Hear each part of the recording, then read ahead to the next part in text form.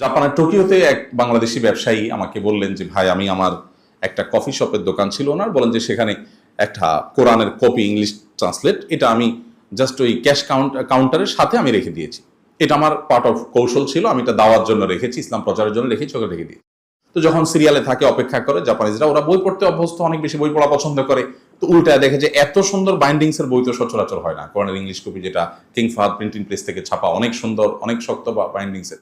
তো এটা দেখেই কৌতূহল হয়ে তারা উল্টায় দেখে, বলো যে এটা কি জিনিস, রাইটারের নাম নাই, এটা কেমন বই। তো রাইটারের নাম জানার জন্য যখন কৌতূহলী হয়, তো উনি বলেন যে আমি তখন বলি এর রাইটার হলো তোমার ক্রিয়েটরই এর রাইটার। তো তারা তো বেশিরভাগ মানুষই আসলে এথিক্স, নামকে অস্তে বৌদ্ধের সাথে কোনো ধর্ম বিশ্বাস করে না। বলে আমার ক্রিয়েটর আবার রাইটার, মানে বই আছে, আর সেই বই আবার এত সুন্দর বাইন্ডিং, জানতাম না, আমি এটা নিতে পারি কিনা জিজ্ঞেস করতো। তুমি বলতে হ্যাঁ ডেফিনেটলি, তার নিচে কার্টুন ভর্তি আছে, তো নিয়ে যায়। উনি বলেন যে এইভাবে আমার এক্সাক্ট ফিগারটা মনে, উনি বলেন যে প্রচুর পরিমাণে মানুষ পরবর্তীতে ব্যাক করেছে বা আমাকে নক করেছে এবং তারা ইসলামের ছায়া তুলে এসেছে এবং ইসলাম তাদের অনেক সুন্দর এবং চমৎকার হয়েছে। প্রিয় ভাইরা, আমি এই জন্য প্রসঙ্গত আপনাদের কাছে আপনাদের ছোট ভাই হিসাবে আকুল আবেদন রেখে যেতে চাই, জীবনে একটি বারের জন্য হলেও কোরআন কারীমের শুরু থেকে শেষ পর্যন্ত অর্থ সহকারে বুঝে আপনি একটা বার একটু পড়বেন। আপনাকে আমি 100 বার কোরআন খতম দেওয়ার চাইতে একবার কোরআনের শুরু থেকে শেষ পর্যন্ত অর্থ সহকারে আপনার জন্য বাংলা ইংরেজি যেটা আপনার জন্য ভালো হয় আপনি সেটা একবার একটু শুরু থেকে শেষ পর্যন্ত পড়ুন। আমি আপনাকে দায়িত্ব নিয়ে বলতে পারি, আল্লাহর উপর ভরসা করে আমি বলতে পারি, আপনি ফিল করবেন আপনি ঈমানের অন্য একটা জগতে আপনি অবস্থান করছেন। ফ্রান্সের একজন পলিটিশিয়ান, ভদ্রলোকের নামটা আমার মনে থাকে না, খুব স্বাস্থ্যবান, মাথায় চুল নাই, 2009-10 সালের দিকে আমার মনে আসে, আমি যখন সৌদি আরব ইসলামিক অ্যাফেয়ার্স মিনিস্ট্রিতে কাজ করি, প্রবাসী বাংলাদেশিদের মোরাল ডেভেলপমেন্টের জন্য আমার কাজ করার সুযোগ যখন হয়েছে, 10 বছর ছিলাম সেখানে, তখন আমার মনে আছে যে আমি সোশ্যাল মিডিয়াতে সেই ভদ্রলোকের অনেক ইসলামোফোবিক কাজকামের বিরুদ্ধে আমি সমালোচনা করতাম। গত বছর 2 আগে সম্ভবত আমার অফিসে একজন রিটায়ার্ড নেভি অফিসার আমার অফিসে আসলেন, খুবই সিনিয়র মানুষ। তিনি আমাকে বললেন যে ভাই ভিডিওটাকে আপনি দেখেছেন? তো দেখেন।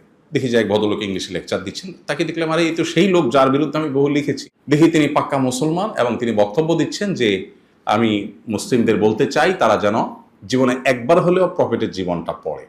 ইসলাম এবং মুসলিমদের সমালোচনা করবার উদ্দেশ্যে যখন প্রফেটের জীবন পড়া শুরু করলাম, তখন আমি হেদায়েতের আলো পেয়েছি। আমি তো অবাক হয়ে গেলাম, যেন আকাশ থেকে পড়লাম যে এই লোকটার বহু ইসলামোফোবিক লেখা আমি পড়েছি, তার বক্তব্য, এগুলোর প্রতিবাদ আমি করেছি, আর আজকে দেখছি এই লোকটা ইসলাম গ্রহণ করেছে, উল্টা আমাদেরকে দাওয়াত দিচ্ছে তারা আমরা যেন প্রফেট মুহাম্মদ সাল্লাল্লাহু আলাইহি ওয়াসাল্লামের জীবনী পড়ি। আমি এরকম বহু হিস্ট্রির কথা প্রত্যক্ষ আমি জানি যে সিরাত মানুষের জীবনকে কিভাবে বদলে দিয়েছে। আপনারা দেখবেন সেই শুরু থেকে আজও, সে ওমর রাদিয়াল্লাহু আনহু ইসলাম গ্রহণের ঘটনা থেকে যদি শুরু করেন, যে ওমর এসেছেন নবী সাল্লাল্লাহু আলাইহি ওয়াসাল্লামকে হত্যা করবার জন্য, কোরআন তেলাওয়াত শুনেছেন, ঈমান নিয়ে চলে গেছেন। বহু লোক নবী সাল্লাল্লাহু আলাইহি ওয়াসাল্লামের শত্রু হয়ে এসেছেন, তার অনুগত হয়ে ফিরে গেছেন। দুর্ভাগ্য আমাদের, আমরা মুহাম্মদ সাল্লাল্লাহু আলাইহি ওয়াসাল্লামকে একটি বারের জন্য তার জীবনটাকে শুরু থেকে শেষ পর্যন্ত আমরা পড়বার সুযোগ বেশিরভাগ মানুষের হয়নি। আমাদের কেরিয়ারকে ডেভেলপ করবার জন্য, ভালো একটা জায়গা নেওয়ার জন্য কত বই আমরা পড়েছি, কত সহস্র পাতা আমরা পড়ে শেষ করেছি, কিন্তু একটি সিরাত গ্রন্থ আমাদের পড়ার সুযোগ হয়নি। আমি এই জন্য প্রসঙ্গত আপনাদের কাছে উদাত্ত আহ্বান রাখতে চাই যে একবার অন্তত পুরো কোরআনটা এবং একবার সিরাত গ্রন্থটা আপনারা পড়ে দেখবেন, ইনশাআল্লাহ বিইذনিল্লাহ। আমি বিশ্বাস করি যে একজন ইমানদার হিসাবে আপনার ইমানটাকে আপনি এনজয় করবেন। আমাদের অনেকের কাছে ইসলামটা এটা জাস্ট একটা বোঝার মতো, করতে হয় তাই করি, কিন্তু ইসলামটাকে ভেতর থেকে আমরা ধারণ করে এটা স্বাদ আস্বাদন করে আমরা আসলে খুব কম মানুষই এটাকে অনুসরণ করি বা ফলো করি। মুহাম্মদ সাল্লাল্লাহু আলাইহি ওয়াসাল্লাম বলতেন, বেলাল রাদিয়াল্লাহু আনহুকে ডেকে, তার মুয়াজ্জিনকে ডেকে বলতেন, আরিহনা বিহা ইয়া বেলাল, বেলাল একটু আজান হাঁকো তো, একটু নামাজের আয়োজন করো তো, আমাকে একটু প্রশান্ত করো। যুদ্ধ, সংঘাত, ষড়যন্ত্র এগুলো মোকাবেলা করতে করতে করতে যখন ক্লান্ত পরিশ্রান্ত হয়ে যেতেন, বলতেন একটু নামাজের আয়োজন করো, আমি একটু শান্তি পেতে চাই নামাজের মাধ্যমে। আর আমাদের কাছে নামাজটা বোঝা, আমাদের কাছে নামাজটা কষ্টের। তার কারণ হলো ইসলামটাকে আমরা আসলে ভেতর থেকে ধারণ করার সুযোগ পাইনি। আমরা মুসলিম বাই চান্স। তো আপনি যদি একবার কোরআনটা শুরু থেকে শেষ পর্যন্ত পড়েন এবং একটি সিরাত গ্রন্থ আপনার জীবনে পড়েন, আমি আশা করছি আপনি মুসলিম বাই চয়েস হওয়ার সুযোগ পাবেন। আল্লাহ আমাদেরকে তৌফিক দান করুন। কোরআনের প্রসঙ্গটা যেখান থেকে আসছে আমি সেখানে আবার ফিরে যাচ্ছি। মুহাম্মদ সাল্লাল্লাহু আলাইহি সাল্লামের প্রতি যে কোরআন নাজিল হয়েছে, আমাদের একটা ছোট্ট বই আছে যেটা আমরা তারাবির নামাজে, আমাদের দেশে সব মসজিদগুলোতে একটা নিয়মেই তারাবি হয় অলমোস্ট, খতম তারাবি বিশেষ করে প্রথম কয়েকদিন 1.5 পারা করে, এরপরে 1 পারা করে 27তম রাতে শেষ হয়। এই পদ্ধতি অলমোস্ট সারা বাংলাদেশে। অন্য কোনো বিষয় আমরা ধর্মীয় অন্য কোনো ইস্যুতে ঐক্যবদ্ধ না থাকতে পারলেও তারাবির ইস্যুতে আলহামদুলিল্লাহ আমরা ঐক্যবদ্ধ, আলহামদুলিল্লাহ, এটা একটা পজিটিভ সাইড। তো এই তারাবির নামাজে আমরা প্রতিদিন যে পরিমাণ তেলাওয়াত শুনি, ওই তেলাওয়াতে আমরা শুনে মুগ্ধ হই হাফেজদের সুললিত কণ্ঠে, ডেফিনেটলি এটা ভালো এবং সুন্নাহ। বাট তার সাথে আমার মনে হলো যে আমরা সারা বছর কোরআনকে সময় দিতে পারি না, অন্তত আজকের তারাবিতে যে পারাটা তেলাওয়াত হলো তার সামারি কি, সেখানে কতগুলো আদেশ, কতগুলো নিষেধ, কতগুলো এক্সাম্পল, কতগুলো ইতিহাস আল্লাহ উল্লেখ করেছেন, সেগুলোকে 3-4 পাতার মধ্যে নিয়ে আসা। তো এটার জন্য আমরা ছোট একটা পুস্তিকা লিখেছি। ওই পুস্তিকা নিয়ে কাজ করতে গিয়ে আমি আদেশ নিষেধগুলো পুরো কোরআনের বারবার করে আমাকে বের করতে হয়েছে এবং লিখতে হয়েছে, সামারি করতে হয়েছে। সেটা করতে গিয়ে আমি দেখেছি কোরআনের সবচেয়ে বেশি যে নির্দেশগুলো আছে এর মধ্যে অন্যতম হলো ন্যায় বিচার এবং ইনসাফ করা। শুধু আদল শব্দটা কোরআনে কতবার এসেছে, সৌদি আরবের স্কলার ডক্টর মোহাম্মদ আল আরিফি তিনি 27 বার আদল শব্দের ব্যবহার এর দাবি করেছেন। আদল শব্দটা বিভিন্ন ভাবে ব্যবহৃত হয়েছে এই মূলধাতু থেকে 27 বার, অনেকে বলেছেন 29 বার। আমি সর্বনিম্ন ফিগার পেয়েছি 19 বার। আর আদল শব্দের প্রতি শব্দ আরেকটা কিস্ত শব্দটা আছে, এই শব্দের ব্যবহার হয়েছে কমপক্ষে 21 বার। তার মানে দুটি মিলিয়ে কমপক্ষে 40 বার ইনসাফের এই সরাসরি নির্দেশ এসেছে। আর পরোক্ষ নির্দেশ যেগুলো এসেছে সেগুলোকে একসাথ করলে শতাধিক বার কোরআনে আমাদেরকে নির্দেশ করেছেন আল্লাহ তাআলা যেন আমরা ইনসাফ করি। এমনকি আমরা সাধারণত প্রতিপক্ষের প্রতি ইনসাফ করতে গেলেই আমাদের জন্য কঠিন হয় যে আমার মতের বিরুদ্ধে, আমার দলের বিরুদ্ধে, আমার আদর্শের বিরুদ্ধের মানুষ যখন আমার বিচারের মুখোমুখি হবে বা তাকে বিচার করবার সুযোগ আসবে, তখন ন্যায় বিচার করাটা খুব কঠিন হয়ে যায়। আল্লাহ তাআলা সে সম্পর্কে আলোকপাত করেছেন, ওয়ালা ইয়াজরিমান্নাকুম শানআনু কওমিন আলা আল্লাহ তা'দিলু ই'দিলু হুয়া আকরাবু লিত-তাকওয়া। কারোর সাথে তোমার শত্রুতা থাকতে পারে, সেজন্য তুমি ইনসাফ থেকে বিচ্যুত হতে পারো না। তো কোরআনে ইনসাফ নিয়ে এত আলোকপাত করা হয়েছে। নবী সাল্লাল্লাহু আলাইহি সাল্লামের চরিত্র সম্পর্কে মা আয়েশা বলেছেন, কানা খুলুকুহাল কোরআন। তার জীবন চরিত্র যদি কেউ জানতে চায় সেজন্য কোরআন খোলে, কোরআন পড়লেই কোরআনে যা পাবে সেটার বাস্তব উদাহরণ, জাস্ট এক্সাম্পল তিনি ছিলেন।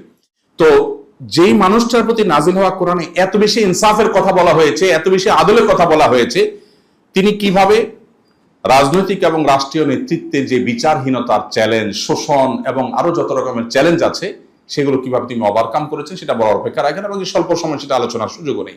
একটি ঘটনা বলতে চাই প্রসঙ্গত, আপনারা অনেকে হয়তো শুনেছেন নিশ্চয় ঘটনাটি। সেটি হলো, একবার ফাতেমা নামে এক মহিলা চুরি করলো, যিনি খুব সম্ভ্রান্ত ফ্যামিলির ছিলেন, ধরা পড়েছে, প্রমাণিত হয়েছে এবং কোরআনের আইন অনুযায়ী তার বিচার কার্যকর করবার প্রস্তুতি চলছে।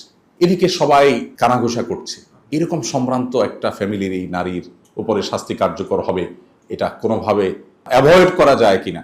তখন সবাই ওসামা ইবনে যায়েদ, নবী সাল্লাল্লাহু আলাইহি সাল্লামের যে পালক পুত্র বলা হয়, যে যায়েদ রাদিয়াল্লাহু তাআলা, তার ছেলে, নাতি বলা যায়, আর রক্তের নাতি না, পালক পুত্র, সেই সূত্রে নাতি বলা যায়।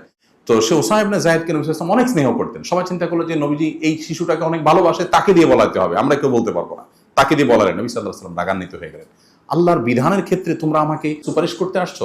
এরপর নবী করিম সাল্লাল্লাহু আলাইহি ওয়াসাল্লাম বললেন, দেখো ফাতেমা বিনতে মুহাম্মদ, অর্থাৎ আমার কন্যা যে, তার নামও ফাতেমা, সেও যদি চুরি করতো আজ, তো আমি তারও উপর এই শাস্তি কার্যকর করতাম, এক চুল আমি এদিক সেদিক করতে দিতাম না।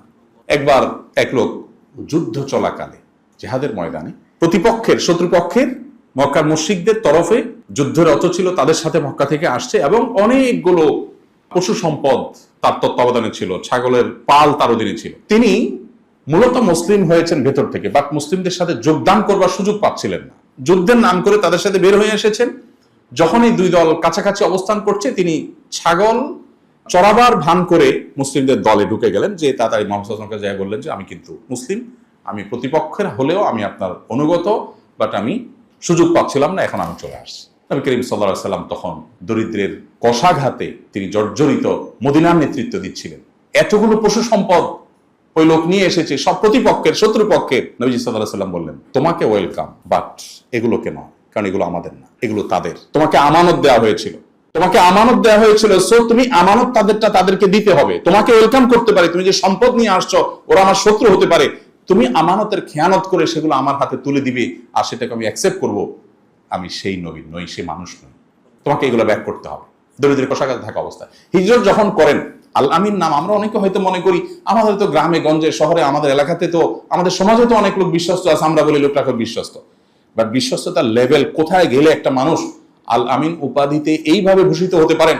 যখন তিনি মক্কা থেকে হিজরত করে মদিনায় আসছেন, মক্কাবাসীর নির্যাতনে জর্জরিত হয়ে অতিষ্ঠ হয়ে মাতৃভূমি ফেলে রেখে চোখের পানি ফেলতে ফেলতে রাতের আধারে যখন তিনি অজানার উদ্দেশ্যে বের হতে হচ্ছে, সেই সময়টাতে যাবার আগে আলীকে ডেকে বললেন, আলী আমি চলে যাচ্ছি, বাট তুমি যেতে পারবে না, 3 দিন তুমি এখানে থাকবে, তারপর তুমি এখান থেকে বের হবে, স্থান ত্যাগ করবে। ডিউটি কি? ডিউটি হলো আমার কাছে অমুক এই যে এই পুটলিতে থাকা স্বর্ণ মুদ্রা রেখেছে আমানত, অমুক এই রৌপ্য মুদ্রা রেখেছে আমানত, অমুক এই গোল্ড রেখেছে আমানত, এগুলো এটা অমুকের এটা তমুকের, এগুলো যার যার মালিকের কাছে পৌঁছে দিয়ে তারপর তুমি হিজরত করবে। যাদের নির্যাতনে অতিষ্ঠ হয়ে সেই মাতৃভূমি ছাড়ছেন তাদের আমানতগুলো বুঝিয়ে দিয়ে তারপর সেখান থেকে যাচ্ছেন। এবং সেই মানুষগুলোকে যখন হাতের কাছে পেলেন ঐতিহাসিক মক্কা বিজয়ের সময়, এত বিশাল বাহিনী নিয়ে আসলেন। মক্কার মানুষেরা এত লোকের বাহিনী কখনো চোখে দেখেনি। রাতে যখন সবার হাতে আলো ছিল, মশাল ছিল, সে বিশাল লোকবল দেখে সবাই ভড়কে গেছে। আবু সুফিয়ান সহ সবাই ভড়কে গেছে। সবাই মনে করেছে বোধহয় পিপিলিকার মতো পিষ্ট করে ফেলা হবে, যা করেছি আমরা। তিনি এসে বললেন, লা তাসরিবা আলাইকুমুল ইয়াউম, আজ কোনো প্রতিশোধ নয়, সবাইকে সাধারণ ক্ষমা ঘোষণা করা হলো। এবং আবু সুফিয়ানের মতো নেতা, যার নেতৃত্বে বহু সাহাবীকে হত্যা করা হয়েছে, বলে যে তাকেও সাধারণ ক্ষমা ঘোষণা করা হয়েছে, এমনকি তার কাছে গিয়ে কেউ আশ্রয় নিলে তাকেও সাধারণ ক্ষমা ঘোষণা করা হয়েছে। অনেকটা রক্তপাতহীন ভাবে, উল্লেখযোগ্য 2-1টা বিচ্ছিন্ন ঘটনা ছাড়া অনেকটা রক্তপাতহীন ভাবে মক্কা বিজয় করলেন। তিনি বলেছেন, লা ইউমিনু আহাদুকুম হাত্তা আকুনা হাব্বা ইলাইহি মিন ওয়ালাদিহি ওয়া ওয়ালিদিহি ওয়ান নাসি আজমাইন। তোমাদের কেউ কখনো আল্লাহর কাছে প্রকৃতি ঈমানদার হতে পারবে না যতক্ষণ পর্যন্ত, তিনি বলছেন, তিনি অর্থাৎ মুহাম্মদ সাল্লাল্লাহু আলাইহি সাল্লাম আমাদের কাছে আমাদের নিজের বাবা, সন্তান, আমাদের যে কোনো মানুষের চাইতে প্রিয় না হবে। এখন এই হাদিসের আলোকে বোঝা যাচ্ছে যে নবীজির ভালোবাসাকে সবচেয়ে প্রবল ভাবে অন্তরে স্থান দিতে হবে, দেন আমরা ঈমানদার হতে পারবো পূর্ণাঙ্গ ভাবে আল্লাহর কাছে। এখন ইস্যু হলো যে ভালোবাসা তো আইন করে হয় না। তিনি বলেছেন আমাকে ভালো না বাসলে ঈমানদার পূর্ণাঙ্গ হতে পারবো না, এটা তো আইন। এখন ভালোবাসার জন্য আমরা এই আইন দিয়ে কিভাবে ভালোবাসা তৈরি করবো? আর সেই ভালোবাসা তৈরি করবার প্রয়োজনে আমাদেরকে তাকে জানতে হবে। তাকে যখন জানবো, ভালোবাসা অটোমেটিক তৈরি হবে। সাহাবায়ে কেরাম সিরাতকে এইভাবে ধারণ করতেন। আজকের পৃথিবীতে যে যুদ্ধের নামে গণহত্যা চলছে, এবং ওপেন সিক্রেট আমরা সবাই জানি, শান্তি প্রতিষ্ঠান নামে গরিব দেশগুলোর সম্পদ লুণ্ঠন করার পায়তারা চলছে, এবং আমরাও জেনে না জেনে, বুঝে না বুঝে আমরা সেগুলোর সাথে জড়িয়ে আছি। আমরা জানি যে পৃথিবীর অভাবী দুস্থ দেশগুলোর খনিজ সম্পদগুলো লুট করার মহোৎসব চলছে বিভিন্ন মুখরোচক নাম দিয়ে। আজকের আধুনিক পৃথিবীতে অন্য ধর্মাবলম্বী, ভিন্ন ধর্মের মানুষ, সংখ্যালঘু যারা, তাদের প্রতি দায়িত্বশীল হওয়ার দীক্ষা পৃথিবীর প্রত্যেকটা অঞ্চলে মানুষ দেয়, সভ্য পৃথিবীর সবাই দেয়, আমরাও দেই। মুহাম্মদ সাল্লাল্লাহু আলাইহি সাল্লাম তার কার্যক্রমগুলো মূল্যায়ন করতে হলে আমাদেরকে কিন্তু ১৫০০ বছর আগে ফিরে যেতে হবে। আমরা ২০২৫-এর পৃথিবীতে যদি তার কার্যক্রমকে মূল্যায়ন করি, এটা সঠিক মূল্যায়ন হবে না। কারণ তিনি যে সময় ছিলেন, তখনকার পৃথিবীতে প্রতিপক্ষের মানুষদের প্রতি শ্রদ্ধা দেখানো বা তাদেরকে সহ্য করা, এটা তো মানুষ কল্পনা করতে পারে। সেই সমাজের বুকে তিনি রণাঙ্গনেও কোনো ধার্মিক, কোনো উপাসনালয় ইবাদতরত, উপাসনারত, সে যেই ধর্মের মানুষ হোক, তাকে আঘাত করতে আবু বকর রাদিয়াল্লাহু তাআলা পরিষ্কার ভাবে ফরমান জারি করেছেন অফিসিয়াল, খবরদার এটা করা যাবে না। কোন কৃষি ক্ষেতে, কোন ফসলি জমিনে কোন প্রকার আক্রমণ যেন করা না হয়, তিনি নির্দেশ জারি করেছেন। আজকে যেই পৃথিবীকে আমরা সভ্য দাবি করছি, আমরা নিজেদেরকে সভ্য দাবি করছি, সেই পৃথিবীতে বাবার সামনে, মায়ের সামনে ক্ষুধার কষ্টে কাতরাতে কাতরাতে শিশু কঙ্কালসার হয়ে মৃত্যুর জন্য প্রহর গুনছে। কলোসিয়ামের গ্যালারির মতো গোটা পৃথিবী থেকে আমরা চেয়ে চেয়ে দেখছি, এরপর আমরা নিজেদেরকে সভ্য দাবি করছি। মুহাম্মদ সাল্লাল্লাহু আলাইহি সাল্লামের জীবনে এতগুলো যুদ্ধে অংশগ্রহণ করা, এতগুলো যুদ্ধের নেতৃত্ব, এতগুলো অভিযান নেতৃত্ব দেওয়ার ইতিহাসে কোন একটা শিশুর গায়ে একটি ফুলের টোকা লেগেছে, এটা তার কোনো শত্রুও দাবি করার সুযোগ পায়নি। উহুদ যুদ্ধের একটা ছোট্ট ঘটনা না বলে পারছি না। তিনি তার তরবারি দিলেন রণাঙ্গনে। চরম অবস্থা যখন বিরাজ করছে, মুসলমানদের খারাপ সময় যাচ্ছে, তখন একজনকে সাহসিকতার দেওয়ার জন্য, সাহস দেওয়ার জন্য তাকে তার তরবারি দিয়ে বলেন, যাও আমার তরবারি দিলাম। নবীজির তরবারি পেয়েছে, সে অনেকটা সাহসী হলেন এবং তিনি ঝাঁপিয়ে পড়লেন যুদ্ধে। হঠাৎ করে তার চোখে পড়লো দূরে কোথাও কেউ একজন কাউকে ধরাশয়ী করে ফেলেছে। তিনি দৌড়ে সেখানে গেলেন, যে দেখতে পেলেন যাকে ধরাশয়ী করা হয়েছে তিনি তারই দলের সৈনিক, তারই সহযোদ্ধা। আর ধরাশয়ী যিনি করছেন, তিনি লাশের সাথে কোন একটা নির্মমতা করছেন, বিকৃতি করছেন। তখন তিনি আরো কাছে গেলেন, কাছে গিয়ে দেখলেন যে সেই নির্মম দৃশ্য, কলিজা বের করে রাসূলুল্লাহ সাল্লাল্লাহু আলাইহি ওয়াসাল্লামের চাচার কলিজা চাবানোর সে দৃশ্য। তিনি কাছে গেলেন, যে দেখলেন যে এই যে দৃশ্য যিনি করছেন একজন নারী। তিনি তরবারি বের করলেন, তাকে আঘাত করবেন, উদ্যত হলেন। কিছু দূর যে আঘাত করার আগ মুহূর্তে তিনি আবার থমকে গেলেন এবং তরবারি আবার খাপে ঢুকিয়ে তিনি পেছনে চলে আসলেন।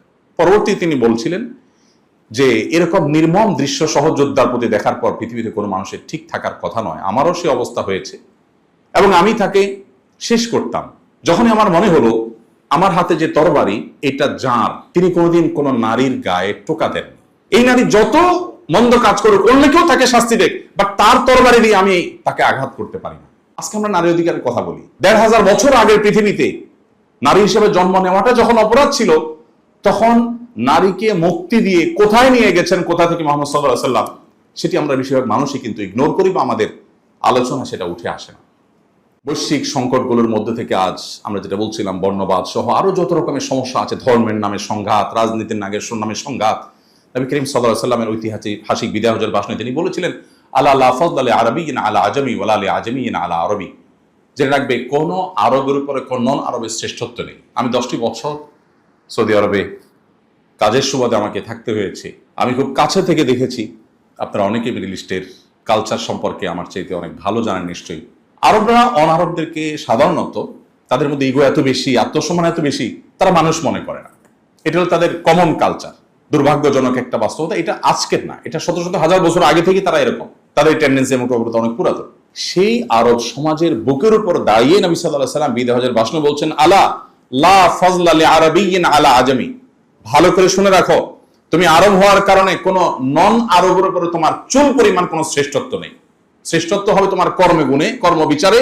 সে যদি আফ্রিকার হয় সে শ্রেষ্ঠ হবে, আর তোমার কর্ম যদি খারাপ হয়, তুমি শুধু আরবের না, মক্কার না, কুরাইশেরও যদি হও, তুমি অধম হবে।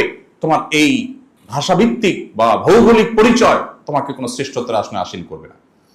আমরা এখনকার পৃথিবীতে বর্ণবাদের বিরুদ্ধে, বৈষম্যের বিরুদ্ধে কিংবা সংখ্যালঘু নির্যাতনের বিরুদ্ধে আমরা কথা বলি। এটাও অনেকটা ফ্যাশনের ব্যাপার। এটা যারা বলে তারা সবার কাছে বাহবা পায়, সমাজ তাদেরকে অ্যাপ্রিসিয়েট করে, আধুনিক মনে করে।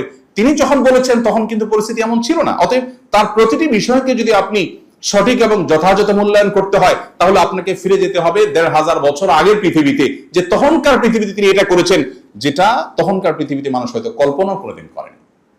যুদ্ধের ক্ষেত্রে আরেকটি কথা বলি। একটা হাদিস খুব প্রসিদ্ধ, হাদিস চর্চা করেন এরকম যে কোনো মানুষ মাত্রই জানবেন, নবী সাল্লাল্লাহু আলাইহি ওয়াসাল্লাম কিন্তু লাশের সাথে কোনো প্রকার অমানবিক আচরণ করতে, লাশের মধ্যে কোনো বিকৃতি সাধন করতে, হোক সে মৃত্যুদণ্ডপ্রাপ্ত আসামি, হোক সে যুদ্ধরত কোনো কাফির অমুসলিম, হোক সে যে ব্যক্তি হোক না কেন, নবী সাল্লাল্লাহু আলাইহি ওয়াসাল্লাম পরিষ্কারভাবে নিষেধ করেছেন। হাদিসটি হলো, নাহান নবী সাল্লাল্লাহু আলাইহি ওয়াসাল্লাম আনিল মুসলা করতে নিষেধ করেছেন। মুসলা মানে হলো লাশের কান কাটা, নাক কাটা, চোখ বের করে ফেলা, হাত কেটে ফেলা, পাও কেটে ফেলা, জাস্ট পৈশাচিক উৎসব করা। নবী সাল্লাল্লাহু আলাইহি ওয়াসাল্লাম কঠোরভাবে নিষেধ করেছেন, কোন একটি মানুষের লাশের সাথে যেন এই নির্মমতা করা না হয়। আপনি আবু জাহাল, আবু লাহাব, এত জঘন্য জঘন্য শত্রুরা এত কষ্ট দিয়েছে, একজনের সাথে এরকম কোন নির্মমতা নবী সাল্লাল্লাহু আলাইহি ওয়াসাল্লাম হতে দিয়েছে আপনি দেখাতে পারবেন না। খুব কিন্তু সাহাবীদের বুক ভরা ছিল, কিন্তু কাউকে তিনি করতে দেননি। আজকের পৃথিবীতে মানুষ মানবাধিকার এই বিষয়গুলোতে মানুষ সচেতনতার কথা বলে, কিন্তু সেই সময় এটা একমাত্র আল্লাহর নবী ছাড়া কারোর দ্বারা সম্ভবপর ছিল না। 2025-এর পৃথিবীতে এসেও সেজন্য তার জীবন চরিত্র, তার সিরাত এতটা প্রাসঙ্গিক। দেখুন, এখন আমরা ঢাকায় ফুটপাতে হাঁটতে পারি না, চলতে পারি না। ফুটপাত দখল হয়ে গেছে, দোকানদাররা দখল করে ফেলেছে, বাইকাররা দখল করে ফেলেছে, আমরা নানাভাবে দখল করে ফেলেছি, চাঁদাবাজের আসর করেছি। এখন আমাদের কাছে ফুটপাত দখল মুক্ত করবার গুরুত্ব পরিষ্কার। বাট আপনি চিন্তা করুন, 1400 বছর আগের মক্কাতে যখন মানুষই ছিল কয়েকশো, এত বিশাল মক্কা, বিস্তীর্ণ এলাকা, সেখানে রাস্তায় কোনো যানজট তৈরি হতে পারে, এই যানজট তৈরি হওয়ার কোনো চিন্তাও কোনোদিন মানুষ কল্পনা করে। মানুষই নেই, যানজট হবে কোথেকে? যে যান আছে সে যানজট হওয়ার যান নয়, আধুনিক যান নেই। সেই সময়ে তিনি বলেছেন, ইয়াকুম ওয়াল জুলুস আলা তারিক। সুবহানাল্লাহ। এক একটা হাদিস মনে হয় এতটা শাশ্বত, এতটা জীবন্ত এবং এতটা প্রাসঙ্গিক যে আমরা ঢাকা শহরের মানুষ যে সমস্যা ফেস করছি, মনে হচ্ছে এই সমস্যার জন্য তিনি আজকে বলেছেন। তিনি বলেছেন, ইয়াকুম ওয়াল জুলুস আলা তারিক, খবরদার কেউ পথ দখল করবে না, মানুষের চলাচলের রাস্তা দখল করবে না। ইন্টারেস্টিং বিষয়, তখন তো এটা ছিলই না, কিন্তু তিনি বলে গেছেন।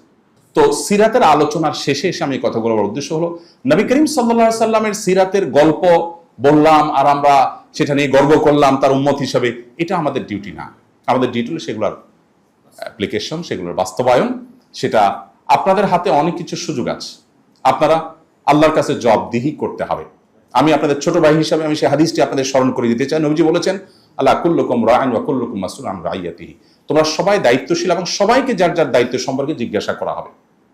আমার ক্ষমতা যতটুকু, ততটুকুর মধ্যে আমি আল্লাহর দ্বীনের জন্য, জাতির জন্য কল্যাণকর কিছু কতটা করেছি, আমার বিবেক যেটাকে সঠিক বলছে এটার জন্য আমি কি করেছি, কতটা করেছি, তার জন্য আল্লাহর কাছে আমাদের জবাবদিহিতা আছে।